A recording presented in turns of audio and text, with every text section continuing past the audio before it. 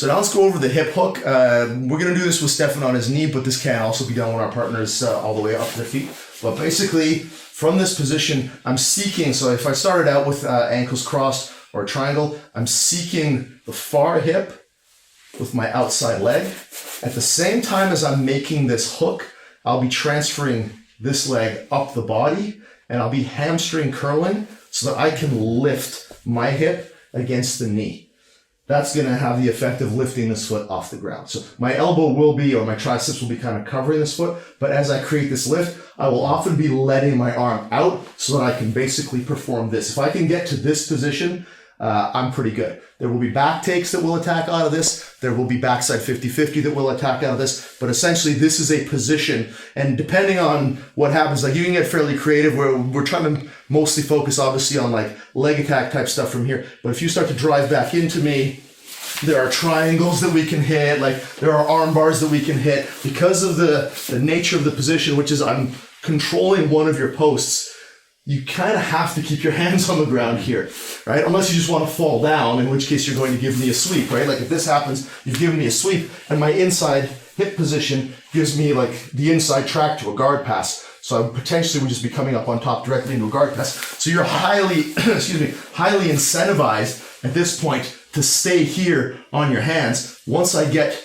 to the inside here, I can start potentially attacking you in a few different ways. So like, again, we're getting a little off topic, but this initial transition from 50-50, where things are still pretty even, you may be pretty close to attempting a guard pass or maybe even ripping my leg apart, to as soon as I unlock, transfer my foot up to your armpit, start to lift my hip and insert my hook, this all of a sudden becomes entirely an offensive position here. I can now transition into that flash knee bar. I can transition into the backside 50-50. So if you were to go into more of a standing position now, I can start to use this as a kazushi to off balance you and force you even more onto your hands. So whether you're on your knees or on your feet, or sorry, on one knee or on both feet, I'm going to use the same position, rotating my heel, transferring my foot.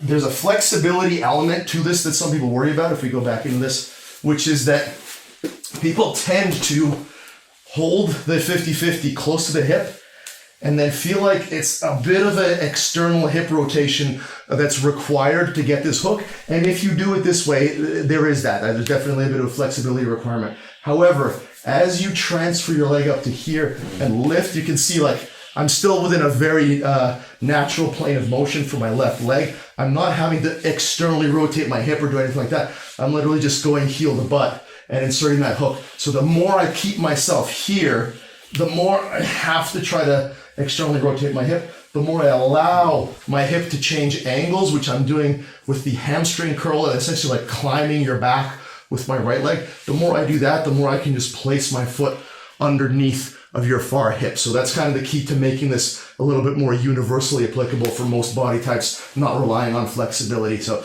again, ankles crossed or triangle, I undo it, climb up, I'm lifting my hip against your knee to make this difficult, right? Like, can your foot get to the ground now? No. As soon as you bridge like that, the whole dynamic changes. Yeah, and so this would be an example, we talked about conceptually, like applying base posture and structure. This would be an example of me utilizing Stephan's back as my base that's allowing me to push off to generate force now against his knee. And now I'm using him as base here with my left shin to push off to get me into a subsequent attack. So we won't always, usually your base is your contact with the ground. Sometimes it's the wall. This is one of the examples where it will be your opponent that you're utilizing.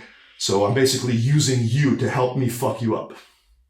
One of the first attacks we're going to go for from this hip hook position is an attempt at a back take. So as Stephan builds up, I move myself into the hip hook. Once I elevate this leg, I'm just going to transfer my knee underneath of it. So I've got my right leg sort of mid-back and then up towards the armpit. As I lift Stephan's foot off the ground, I'm going to capture it with my left hand usually first, because if I were to try to grab it with this hand, he could backstep and all of a sudden, oh, that got dangerous in a hurry. I don't really have any frames in the way. So I want to make sure that as I lift this, I'm controlling whether his heel goes back across my body. I'm elevating and just placing my knee underneath. The strong hook here is going to prevent him from running away. If you were to start to build up into base, I could slow you down and pull you to me. And I'm essentially now switching sides and bringing you back into this, basically like crab right from the back type position, where I can grab your hip, send you out, put my hooks in, and attack your back.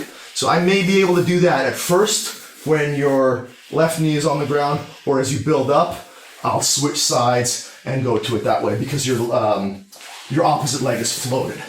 So here, I get to here like this. I'm controlling this leg, I get to here. You build up, I just switch you over. So you can see like either your knee will stay down, so this knee will stay down, and this one will come up, in which case I'll grab your hip, pull you towards me, and then start floating you into the back take. Or I'll get here, and as you lift this, I'll kick you over to that side, pull you to me, and go to the back take. So if you're familiar with any of the like, get behind the guy, grab his hips, and pull them onto you kind of back takes, basically like the baby bolo is usually the term for that. This is going to be kind of your jam. I do recommend you get good at these. They're much more effective in the gi because of the affordance made by the belt or the pants or the back of the jacket. In no-gi, these are much harder to do once somebody gets all the way up. So the key point there, you notice I never let you get all the way to here because now I'm extremely unlikely to pull you back down. In no-gi. In no-gi, yeah. So if, for example, you were all the way up onto both feet and I managed to do this would be a much more difficult ask. But because I can keep this leg off the ground, I can probably still do it. I can do it by just stretching you out and bringing you towards me. If you pop back up, if you just have this foot on the ground and I'm trying to take you out, you'll just bear crawl away from me. There's almost no way reliably to get that back take. Once somebody's got both feet on the ground, I wouldn't even bother trying. In the gi, it's different. You just grab onto the belt and you can essentially pull yourself up. However, having said that, if we do find ourselves in a position where we're like this and somebody's built up, as they go to crawl away from us, we can essentially build up to a rear body lock and attempt to take the back from there. So it's not like it's impossible to take the back. It's just impossible to do impossible. Under most circumstances, it's incredibly difficult to pull somebody onto you, but you can allow them to pull you forward. So that's still an option. But at that point, we're opening ourselves up to wrestling exchanges, things like that. So it's no longer as clear as just pulling someone onto you and kicking them out and taking your back. So I would recommend you do this against somebody who's still got one knee down and you're using that hip hook right away to keep their weight on that one leg.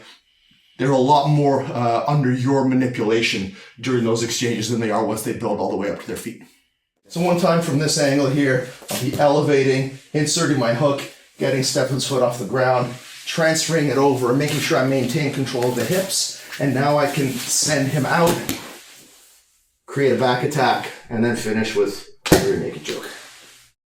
Okay, so now we're going to use the hip hook to get to the backside 50-50. As my partner builds up, I transfer my leg position. I get his leg off the ground.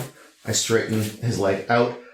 Whether he builds up to his feet or not doesn't hugely matter, but let's just stay on the knee for now. What I want to focus on is as I make this transfer, I would like to keep his knee on this side of my thighs. We'll have a video later on how to regain the knee if we lose it. Like if his knee goes out to here, we'll have a video on how to deal with that. But my preference is that we land here like this. So let's go back to the beginning. So as Corey builds up, I shift out to here, I get his leg off the ground, and I pull it to me. At the same time, I'm going to whip my right leg over and get all the way onto my left hip while pushing his foot towards my hip. That transfers me to the backside 50-50 with the foot catching his far knee, which makes the back step extraordinarily difficult. Because I've pushed his foot towards my hip, I can capture the heel hook down by my rib cage rather than up at my armpit. This is, again, very finishable, but this is extraordinarily powerful and quite a bit less effort for me to get the finish. Again, we'll talk about those braking mechanics later on, but as long as I'm stepping on his far knee and he can't backstep, and I'm supporting his thigh with my thigh, squeezing and just essentially arching back. I'm pinning the top of his foot to my rib cage and just creating, like any old heel hook grip will kind of do here, and just slight pressure in with my armpit, my lat, the back of my body against this bunion, and just essentially like I'm just doing that with my body as I bring this knee up and as I hip in. So my hip is starting to push the back of his calf, and combined with this rotation, I'm starting to create a lot of force on the inside of his knee right there. Let's give you a slightly different angle over here. In this case, he builds up. Let's say he gets all the way up to his feet. I get to here and I make that transfer. And this is where it becomes pretty critical. Back step for me now. That becomes pretty critical, this foot positioning. And that's allows me to settle him right back into the finish on the heel hook. So again, if I lose the knee, we'll deal with that problem later on, but ideally, my transfer is directly to the backside 50-50, capturing the far knee to anticipate his back step, blocking it before it happens, and then I can finish relatively easily on the inside heel hook.